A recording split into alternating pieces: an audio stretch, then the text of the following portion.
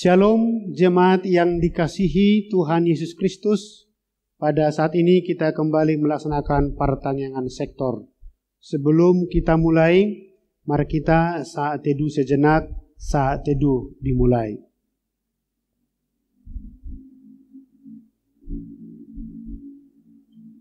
Amin. Kita bernyanyi dari buku ND nomor 15 ayat 1 sampai dengan ayat 2.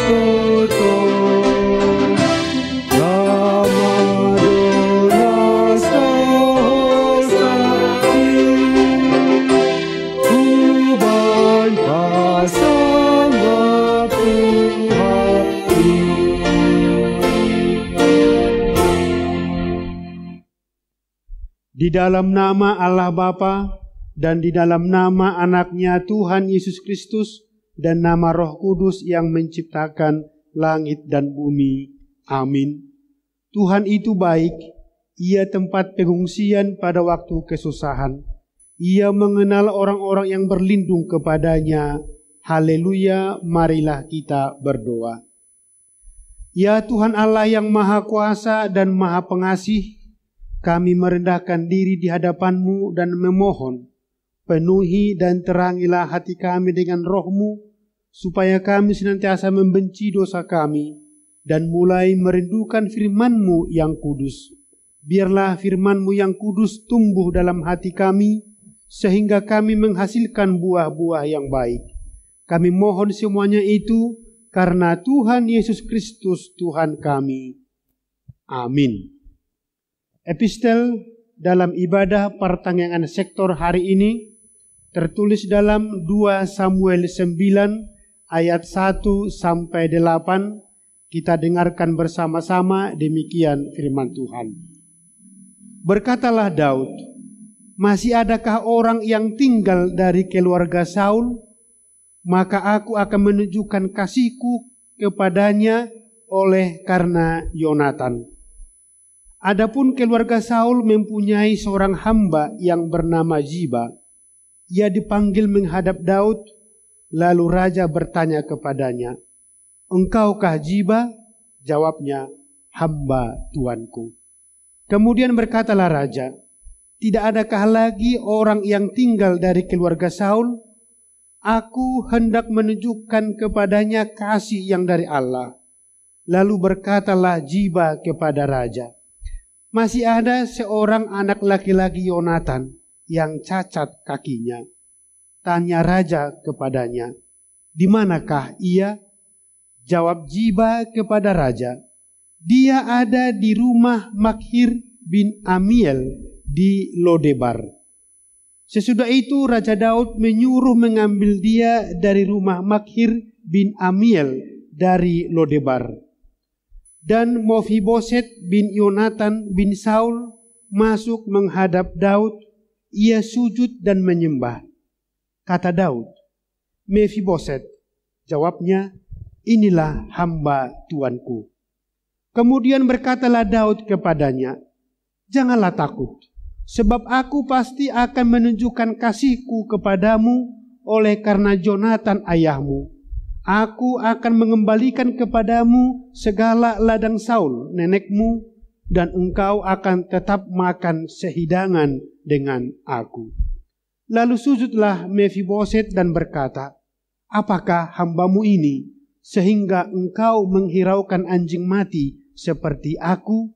Demikian firman Tuhan. Berbahagialah orang yang mendengar firman Tuhan, serta yang memeliharanya di dalam hidupnya. Amin. Kita bernyanyi dari buku ND nomor 190 ayat 1.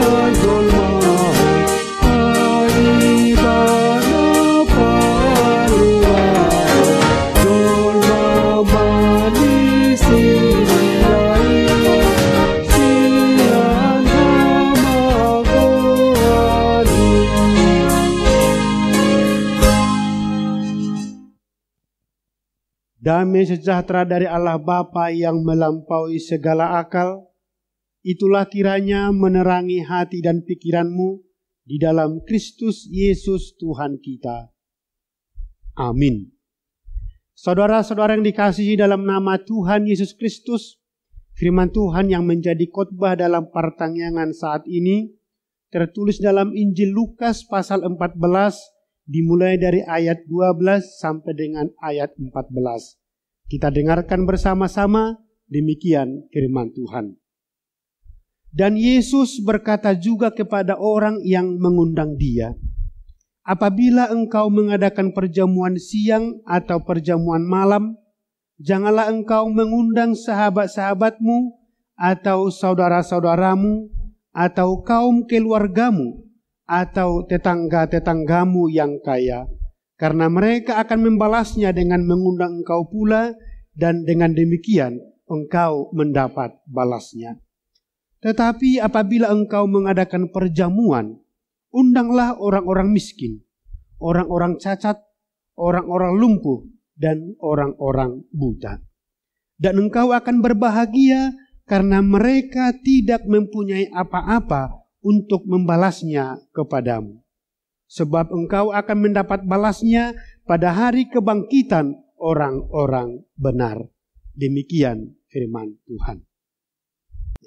Saudara-saudara yang dikasihi dalam nama Tuhan Yesus Kristus, jika melakukan kebaikan, kita harus memegang prinsip ibarat menanam labu.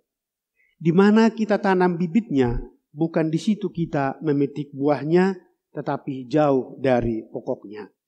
Buahnya berserak, tidak ada itu di pangkalnya. Artinya, jangan mengharapkan buah di tempat yang kita jatuhkan bibitnya, tetapi di sekitarnya. Demikianlah kalau kita melakukan kebaikan. Jangan pernah mengharapkan balasan dari orang yang kita bantu. Memberi dengan mengharapkan balasan, itu menunjukkan sikap hati yang tidak tulus. Untuk menguji apakah kita tulus saat memberi, Yesus memberi kita perintah.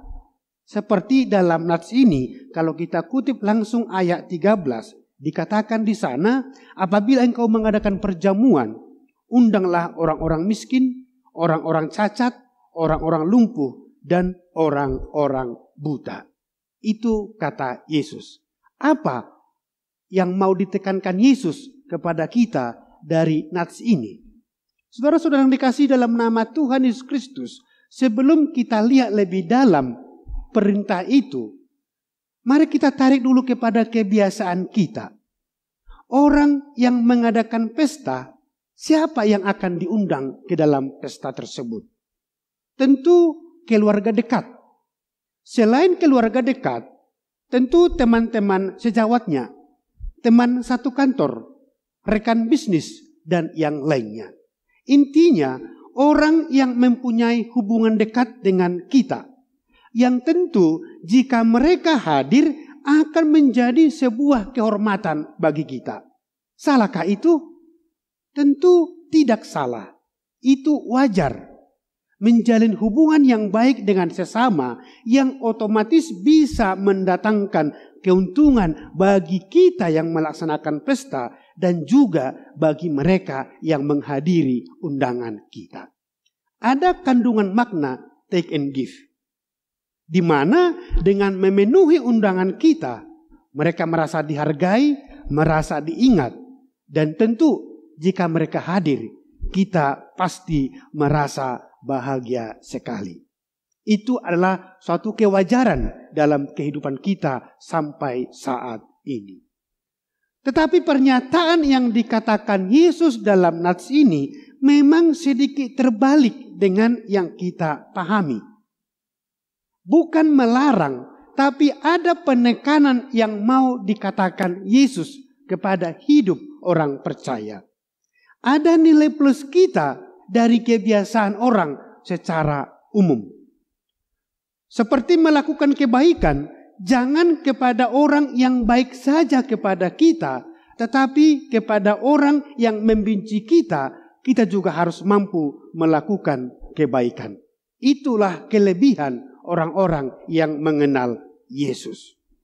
Yesus menyuruh, jika kita mengadakan perjamuan, mari kita mengundang orang yang tidak bisa membalas perbuatan kita, yang tidak mungkin membalas budi baik kita secara materi.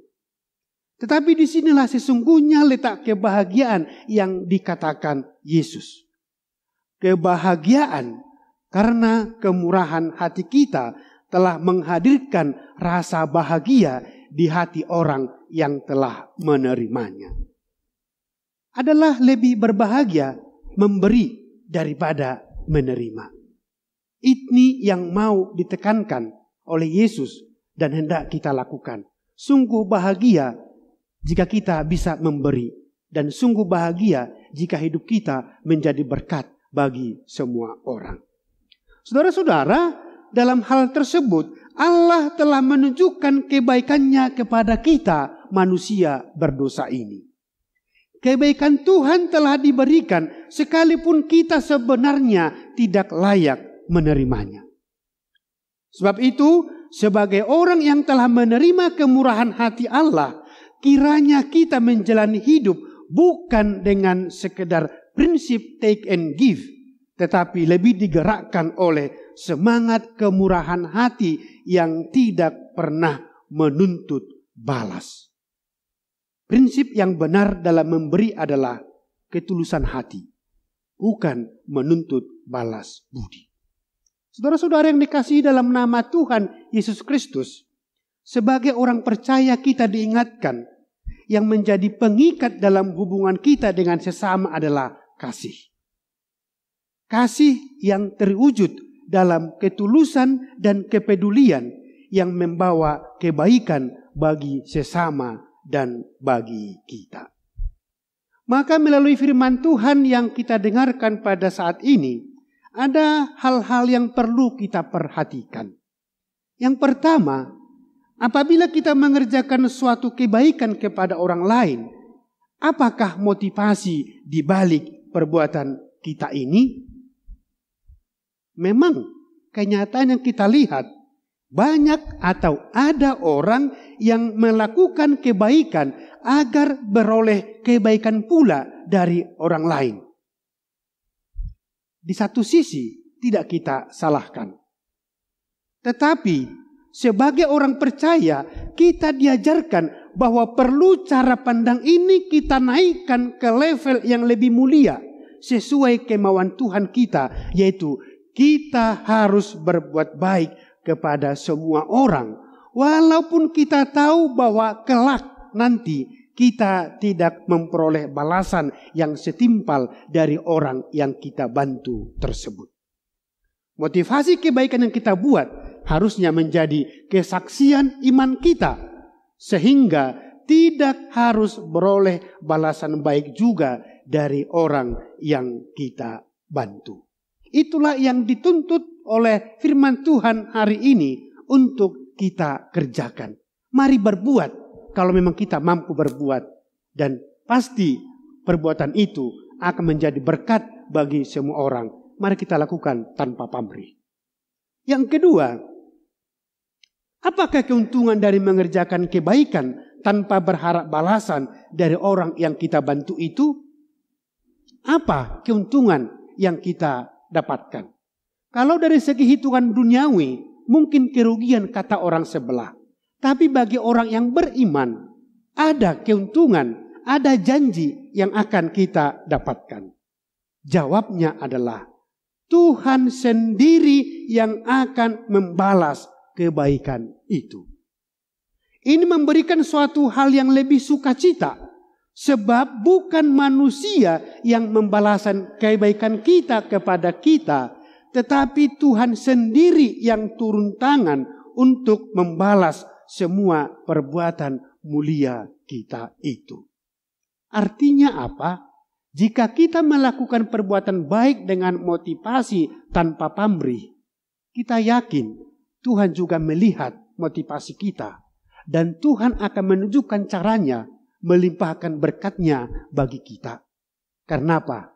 Kita memberi, kita membantu. Bukan melihat siapa yang kita bantu, tetapi mereka layak dibantu.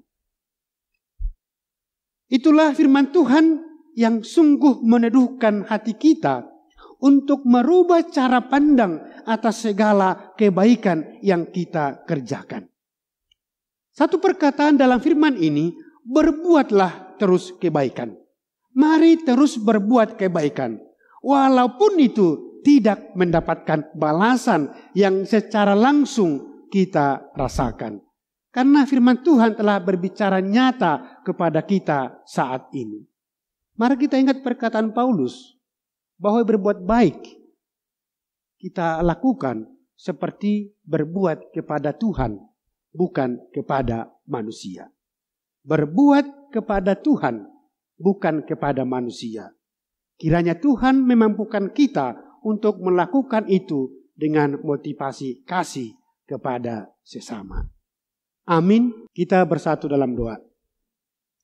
Terima kasih Bapa di sorga, dengan firman-Mu yang menyapa kami pada saat ini. Engkau mengingatkan kami Tuhan, supaya melakukan kebaikan tanpa pamrih. Jangan mengharapkan balasan dari orang yang kami bantu, tetapi dengan ketulusan, dengan ikhlas, dengan motivasi kasih.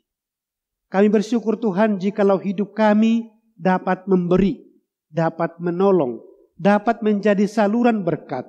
Terima kasih Tuhan. Dan mampukan kami Tuhan untuk melakukan kebaikan ke depannya kepada semua orang tanpa kami beda-bedakan. Terlebih Tuhan yang sungguh-sungguh membutuhkan pertolongan daripada kami. Mampukan kami Tuhan untuk dapat melakukan itu. Dan kami percaya pintu berkat-Mu akan terbuka bagi kami melalui setiap pekerjaan kami, dan segala rencana-rencana kami pasti akan Tuhan berkati. Terima kasih Bapa, berkatilah saudara-saudara kami yang merasakan berkat-Mu, berkati juga mereka yang membutuhkan uluran tangan dari kami. Biarlah mereka terhibur Tuhan, Engkau berkati mereka sehingga sukacita yang kami rasakan dapat mereka rasakan juga dengan kasih anugerah-Mu. Terima kasih Bapa, berkati seluruh jemaat-Mu Tuhan, dimanapun mereka berada melakukan ibadah saat ini. Terlebih Tuhan di masa pandemi ini, Engkaulah menjaga kami Tuhan tetap dalam keadaan sehat. Terlebih Tuhan, daerah kami ini masih dalam zona merah.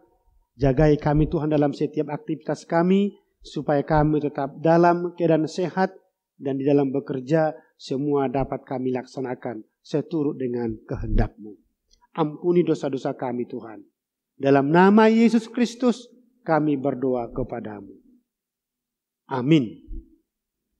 Kita bernyanyi dari buku ND nomor 716 ayat 1 sampai 2 sambil mengumpulkan persembahan.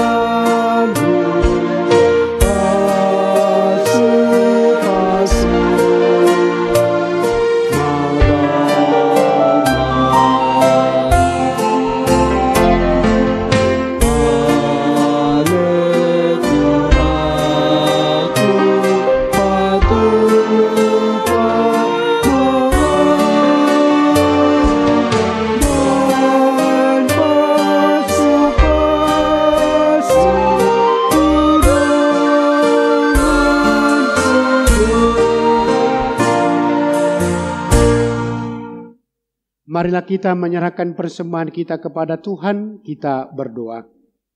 Ya Allah Bapa kami yang di sorga, kami mengaku bahwa Tuhan adalah sumber dari segala karunia yang melimpah dalam kehidupan kami masing-masing. Sebahagian daripada karunia itu kami serahkan kembali sebagai persembahan kepada Tuhan. Terimalah dan berkatilah persembahan umat-Mu ini agar dapat kami pergunakan untuk pekerjaan dan pelayanan kerajaan Tuhan di dunia ini. Bukalah hati kami untuk mengenal betapa banyak berkat dan karunia yang kami peroleh dari Tuhan, supaya kami senantiasa bersyukur kepadamu. Di dalam nama Yesus Kristus Tuhan kami. Amin. Kita berdoa dalam doa Bapa kami. Bapa kami yang di surga, dikuduskanlah namamu, datanglah kerajaan-Mu, jadilah kehendak-Mu di bumi seperti di surga. Berikanlah kami pada hari ini makanan kami yang secukupnya, dan ampunilah kami akan kesalahan kami, seperti kami juga telah mengampuni orang yang bersalah kepada kami. Dan janganlah membawa kami ke dalam pencobaan, tetapi lepaskanlah kami daripada yang jahat, karena Engkaulah yang mempunyai kerajaan dan kekuasaan dan kemuliaan sampai selama-lamanya. Amin. Anugerah Tuhan kita Yesus Kristus, kasih setia dari Allah Bapa, dan persekutuan Roh Kudus kiranya menyertai kamu sekalian. Amin. Amin.